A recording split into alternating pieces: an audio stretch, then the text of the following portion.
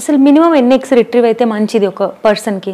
ఒక పర్సన్కి good count అంటే 15 to less than 20, not more than 20. అంటే పీసీఓఎస్ పేషెంట్కి కొంతమందికి 25-30 కూడా వస్తుంది. ఎందుకని? వాళ్ళకి ఎక్కువ ఎగ్స్ యూజ్ అవ్వకపోవడం వలన? యూజ్ అవ్వకంటే వాళ్ళకి లోపల ఎక్కువ ఉంటుంది కదా, లైక్ ఓవరీలో ఎగ్స్. అండ్ ఇంకొకటి ఏంటి అని అంటే ఎక్కువ ఎగ్స్ ఎప్పుడైతే వస్తుందో అప్పుడు క్వాలిటీ కూడా చాలా లోగా ఉంటుంది, స్టిక్కీగా ఉంటాయి ఎగ్స్. అదే ఎప్పుడైతే తక్కువ ఎగ్స్ ఉంటుందో, అంటే మరీ తక్కువ ఉన్న వాళ్ళకందరికీ బాగుందని కాదు, నార్మల్ ఎగ్ కౌంట్ ఏంటి అని అంటే 10 to 20 మధ్యలో ఉంటే క్వాలిటీ బాగుండొచ్చు, ఇలా చూస్తాం. అప్పుడు 11 to 12 M2s ఉన్నాయనుకోండి, వాటిని M2 చూసుకున్న తర్వాత మనం ఏం చేస్తామనంటే హిక్సీకి స్టార్ట్ చేసుకోవచ్చు ఆఫ్టర్ ఇంక్యుబేషన్. దాని తర్వాత డెన్యుడేషన్ తర్వాత కూడా ఇంక్యుబేషన్ అనేది పెట్టడం జరుగుతుంది. దాని తర్వాత మనం హిక్సీకి వెళ్తాము. ఇప్పుడు హిక్సీ ఎలా చేస్తాము అని అంటే ఇక్కడ మైక్రో మ్యానిపులేటర్ ఉంటుంది. మైక్రో మ్యానిపులేటర్ దగ్గర మనము మీడియాతో ప్రిపేర్ చేసుకుని డిషెస్ అంతా పెట్టుకొని అందులో ఎగ్స్ అండ్ స్పర్మ్స్ లోడ్ చేసుకుని మైక్రో మ్యానిపులేటర్ కిందకి తీసుకెళ్తాము. అక్కడ తీసుకెళ్తే ఎంబ్రియాలజిస్ట్ ఏం చేస్తారు అని అంటే ఫస్ట్ స్పర్మ్ చూసుకుంటాం.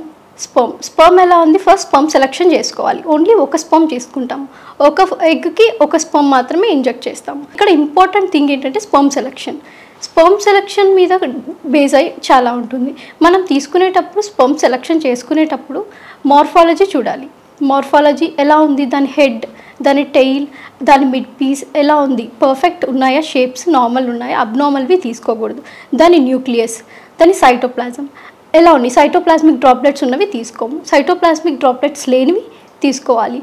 యాక్రోజోమ్ బాగుందా, అన్నీ ఇట్లా స్పర్మ్ యొక్క క్వాలిటీ అండ్ మార్ఫాలజీ మనం చూసి సెలెక్ట్ చేసుకుంటాం. సెలెక్ట్ చేసుకున్న తర్వాత ఇంజెక్షన్ నీడిల్లోకి తీసుకున్న తర్వాత మనం ఏం చేస్తామంటే ఒక ఎగ్కి సింగిల్ స్పర్మ్ని మాత్రమే ఇంజెక్ట్ చేస్తాము.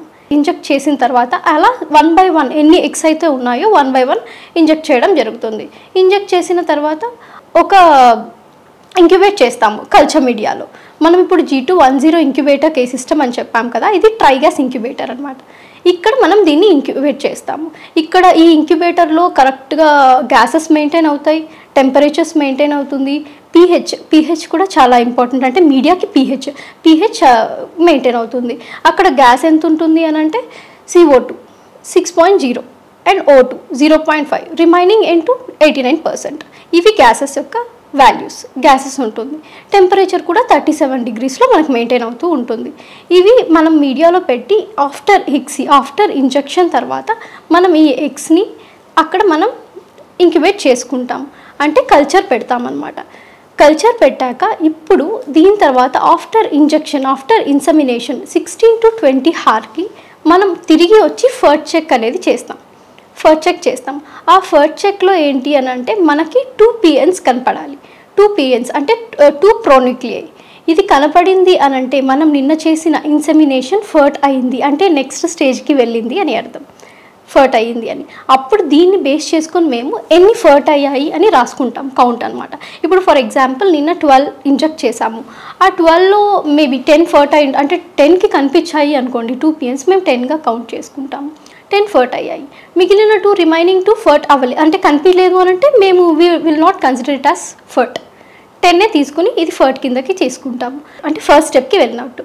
ఇది ఫర్ట్ చెక్ డే 1 అని అంటాము. ఆఫ్టర్ డే 1 తర్వాత డే 2 అనేది చెక్ చేయము.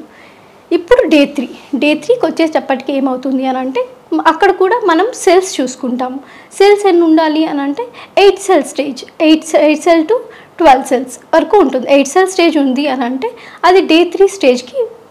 ఇప్పుడు ఒకవేళ 6 cells వచ్చినా కూడా అది నెక్స్ట్ స్టేజ్కి వచ్చినట్టు కాదు, నెక్స్ట్ స్టేజ్కి వెళ్తుంది అంటే చెప్పలేం, అంటే పర్ఫెక్ట్గా 8 cell కనే ఉండాలి. 6 cells వచ్చింది అన్నా కూడా వెళ్తుంది, బట్ ఇట్ స్లో గ్రోయింగ్. కానీ 8 cellకి వచ్చింది అనుకోండి అది పర్ఫెక్ట్గా ఉంది. మాకు గ్రేడ్స్ ఉంటాయి, grade A, grade B, grade C. అంటే అది ఎలా ఇస్తాము గ్రేడ్స్ అంటే ఈ డిపెండ్స్ ఆన్ సెల్స్ పర్ఫెక్ట్గా ఉన్నాయి. ఇప్పుడు 2 ఉన్నాయి అనుకోండి, డే 3కి 2 cells ఉన్నాయి అనుకోండి, 2 cells ఉన్నవి మనము అది గ్రోయింగ్ కిందకి తీసుకోము, అది అరెస్టెడ్, అంటే అది ఇంకా గ్రో అవ్వదు అని మనం డిసైడ్ చేస్తాం. సో ఈ గ్రోత్ అనేది వాళ్ళ ఏజ్ ఫ్యాక్టర్ మీద కూడా డిపెండ్ అయి ఉంటుందా? It will depend on age factor. Sometimes ఏంటంటే genetic material, sperm, husband sperm ఉంటుంది కదా, అందులో జెనెటిక్స్. ఓన్లీ ఫీమేల్ ఎగ్ మీద మాత్రమే, ఓన్లీ ఫీమేల్ ఎగ్ మాత్రం కాదు. ఇంకొకటి ఏంటి అని అంటే స్పర్మ్లో DNA ఫ్రాగ్మెంటేషన్ ఇండెక్స్, అది కూడా ఎక్కువ వాల్యూ ఉంటే మనకి డే 3కి ఎంబ్రియోస్ అరెస్ట్ అవ్వడం అనేది జరుగుతుంది. అది కూడా మనకి వాల్యూస్ పర్ఫెక్ట్గానే ఉండాలి.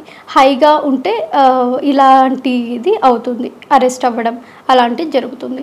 ఇప్పుడు డే 3లో మేము ఇలా సెల్స్ని బట్టి ఎలా ఉంది గ్రేడింగ్ ఇవ్వడం జరుగుతుంది. అంటే సెల్స్ పర్ఫెక్ట్ సెల్స్ ఉన్నాయా, సెల్ సిమెట్రీ కరెక్ట్ స్ట్రక్చర్ ఉన్నాయా, దాన్ని బట్టి మార్ఫాలజీ చూసి, అంటే ఫ్రాగ్మెంటేషన్ కూడా ఎక్కువ ఉండకుండా తక్కువ ఉండకుండా. ఫ్రాగ్మెంటేషన్ అంటే బ్రేకింగ్ కదా.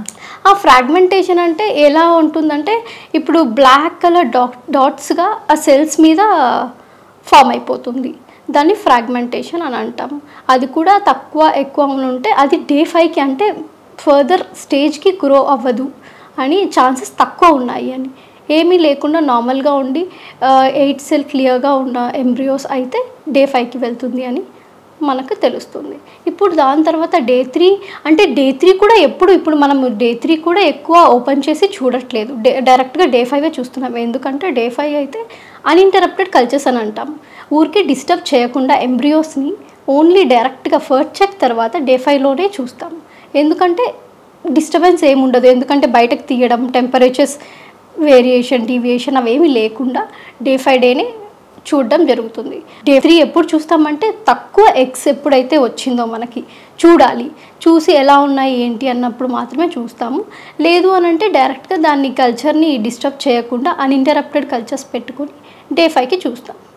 డే 5కి చూసాక ఇప్పుడు బ్లాస్టోసిస్ట్ అనేది ఇది ఫైనల్ స్టేజ్. మనకి ఎంబ్రియో ట్రాన్స్ఫర్ చేయడానికి కావాల్సింది ఏంటంటే బ్లాస్టోసిస్ట్.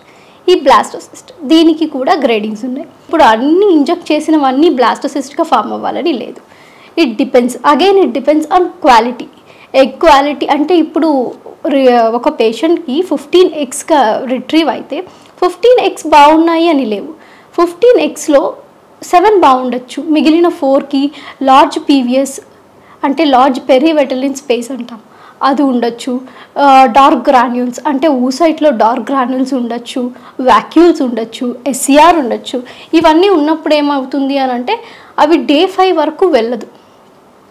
అంటే ఒక పేషెంట్ గుడ్ క్వాలిటీ అని అంటే ఆల్మోస్ట్ రిట్రీవ్ అయిన ఎగ్స్ అన్నీ గుడ్ అనేం కాదు. అందులో ఒక 6-7 బాగుండొచ్చు, ఇంకొక 4-5కి వ్యాక్యూల్స్ ఉండొచ్చు, SCR ఉండొచ్చు. సో మనకి బ్లాస్టోసిస్ట్కి లాస్ట్ ఫైనల్ స్టేజ్కి వచ్చేటప్పటికి ఒక 15 ఎగ్స్లో 6-7 కూడా ఫామ్ అవ్వచ్చు, మిగిలినది డే 3 కూడా అరెస్ట్ అయిపోవచ్చు. ఈ ఫామ్ అయిపోయిన దాన్ని బట్టి మనం ఏం చేస్తాము అని అంటే దీనికి మేము గ్రేడింగ్ ఇవ్వడం అనేది జరుగుతుంది. ఇక్కడ చూడాలి మనం how is the blastocyst quality ఎలా ఉంది. ఇప్పుడు మనకి కావాల్సింది ఏంటంటే గ్రేడ్ ఎలా ఉంది, క్వాలిటీ ఎలా ఉంది తెలుసుకోవాలి అని అంటే ఇక్కడ మెయిన్ ఇంపార్టెంట్ థింగ్ బ్లాస్టోసిస్ట్కి ఇన్నర్ సెల్ మాస్ అని ఉంటుంది. ఇన్నర్ సెల్ మాస్ని బట్టి అంటే level of expansion, embryo expansion ఎలా ఉంది, మనకి లెవెల్ ఆఫ్ ఎక్స్పాన్షన్ బట్టి మేము గ్రేడింగ్ ఇవ్వడం జరుగుతుంది. ఇది లెవెల్ ఆఫ్ అంటే లెస్ దెన్ అంటే ఉన్న బ్లాస్టోసీల్ క్యావిటీ లెస్ దెన్ హాఫ్ ఉంటుంది, more than half of the cavity ఉంటుంది. ఒకటి ఏంటి అని అంటే ఫుల్ బ్లాస్టోసీల్ ఉంటుంది, ఇంకొకటి ఎక్స్పాండెడ్ బ్లాస్టోసీల్ ఉంటుంది. దీన్ని బట్టి మేము గ్రేడింగ్ ఇవ్వడం జరుగుతుంది. అండ్ గ్రేడింగ్ ఇలా ఇన్నర్ సెల్ మాస్ని బట్టి, ట్రోఫెక్టోడమ్ సెల్స్ని బట్టి మనం ఇస్తాము. లోపల ఇన్నర్ సెల్ మాస్ కూడా టైట్లీ ప్యాక్డ్ ఉండాలి. ఇన్నర్ సెల్ మాస్ ఒక బ్లాస్టోసిస్ట్కి మిడిల్లో టైట్గా ప్యాక్ అయి ఉండాలి. అప్పుడే మనం మంచి గ్రేడ్ కిందకి తీసుకుంటాం.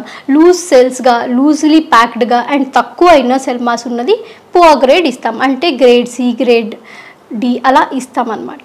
అండ్ ట్రోఫెక్టోడమ్ సెల్స్ కూడా అంతే. ట్రోఫెక్టోడమ్ సెల్స్ అనేవి బ్లాస్టోసిస్ట్కి చుట్టూ ఉంటుంది ట్రోఫెక్టోడమ్ సెల్స్. అది కూడా ఎక్కువ సెల్స్ ఉన్నట్లయితే మంచి గ్రేడ్, తక్కువ సెల్స్ ఉన్నట్లయితే మనకి గ్రేడ్ అక్కడ రెడ్యూస్ అవుతూ వస్తుంది. దీన్ని బట్టి మేము grade A, grade B, grade C అని ఉంటుంది. ఫస్ట్ మేము దేనికి ప్రిఫరెన్స్ ఇస్తామంటే మంచి గ్రేడ్ ఆఫ్ బ్లాస్టోసిస్ట్ని ఫ్రీజ్ చేయడానికి, అంటే ఫ్రీజింగ్ ఫర్దర్గా మనకి FETకి యూజ్ చేసుకోవడానికి అవుతుంది కదా, దాన్ని మనము మంచి గ్రేడ్ని మాత్రమే ఫ్రీజ్ చేస్తాము.